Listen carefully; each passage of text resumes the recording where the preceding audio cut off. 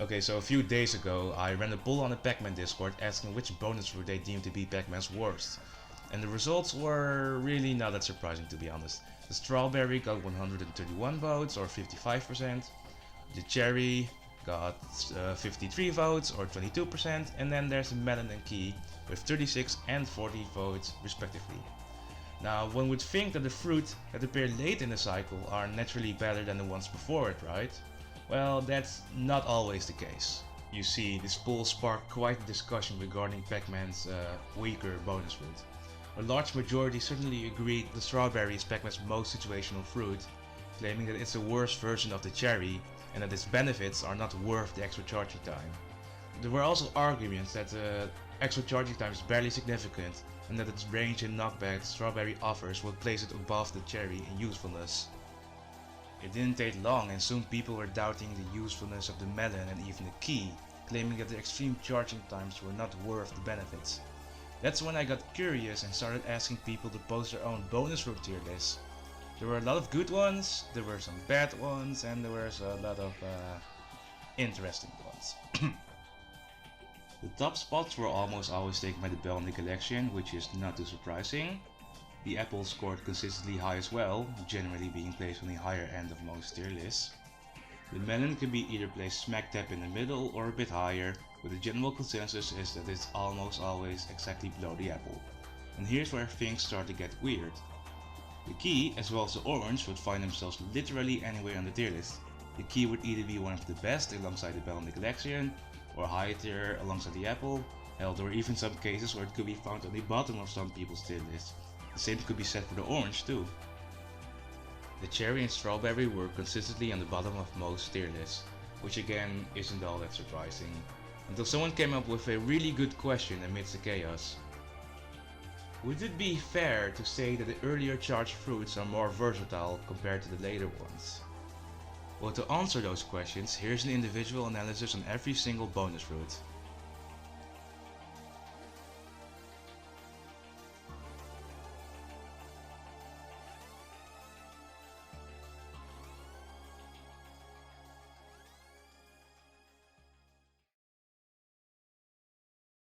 Believe we can do it again. Oh! Yeah. And you can also see the adaptations from Light. A lot more reflects coming out than in the first game. Yeah, this reflect is starting to look really scary. Yeah. Reflecting both the Hydrant and the Galaga there. Look at the... Okay, so I know I said this would be an individual analysis on each bonus fruit, but the first two bonus fruit are nearly identical in every single aspect, so I don't really care. So anyway, the cherry and strawberry both travel a small arc before they bounce and disappear. It takes 10 more frames to charge for the strawberry, but in turn it deals 2% more damage, travels a slightly longer distance, and deals a bit more knockback. Only a little bit though, since Pac-Man is still able to combo both fruits into one of his aerials at low, mid and even high percentages. I advise you to throw these out once in a while, since they're a lot less of a commitment than they seem to be. Not to mention that if it connects, you get to extend your advantage states by following up with a forward air or another aerial. And if they shield it or even catch it, well, let's just say it leaves open a lot more options for Pac-Man than if they, for instance, catch the collection. Most characters can't really do much with just a cherry in hand, so they either instantly throw it away or they limit their own normals, allowing Pac-Man to safely pressure their shield. At mid-range, it's also just a better option to throw out some cherries rather than standing still and waiting for your opponent to do something. Again, it's useful for extending your advantage state, and it ensures it's still your turn to apply pressure. Oh, I almost forgot about the cherry and strawberry's best trait. Both fruits are exceptionally great at edge guarding and ledge trapping. If your opponent is off stage and not recovering low, I recommend throwing out a bunch of these, either to hit them or to force a rushed option which you can punish afterwards. Orange is a quick get off me tool, used to win stage control thanks to its ridiculous horizontal knockback. It doesn't take that long to charge and can be useful in low percent tech chases. It can also potentially snipe your opponent's recovery for some very early stocks. People often compare this fruit to the key for better or for worse, to which I say that whereas the key has the ability to cut through most zoning options, it still takes 100 more frames to charge over the orange. The orange is more easily available, but its trajectory is rather slow and predictable. The key may be a more consistent kill option, but the orange has the potential to take stocks way earlier. It's nowhere near a bad fruit, it's just kinda overshadowed by the others, especially the next one, which is arguably the most versatile of them all. The apple is an amazing combo tool at low or mid percents, and a reliable kill option at really late percents. If you somehow let your opponent live until say 130, it's often a better kill option than even the key. The combination of its diagonal trajectory and its high vertical knockback makes it an excellent tool for stopping aerial approaches. Its only downside is the fact that it's not really safe on shield, which Pac-Man can easily make up for by launching the hydrant with the apple, then re-catch it and throw it again to create a massive wall. The only reason why you don't always see Pac-Man mains go for this fruit is because it kinda falls short compared to the Galaxian, which is by far a more consistent combo starter. Melon is the definition of situational, but not in a bad way because this fruit is the sole reason why Pac-Man wins certain matchups. Take Mega Man for example. His pellets clank with almost all of Pac-Man's fruit except for the melon and the key.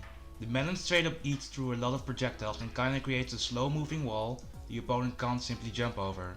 It also has some great edge guard potential and tons of flashy setups which you can check out in the Pac-Man Discord. Calling the Galaxian Pac-Man's main combo tool is quite an understatement. This thing can do literally anything.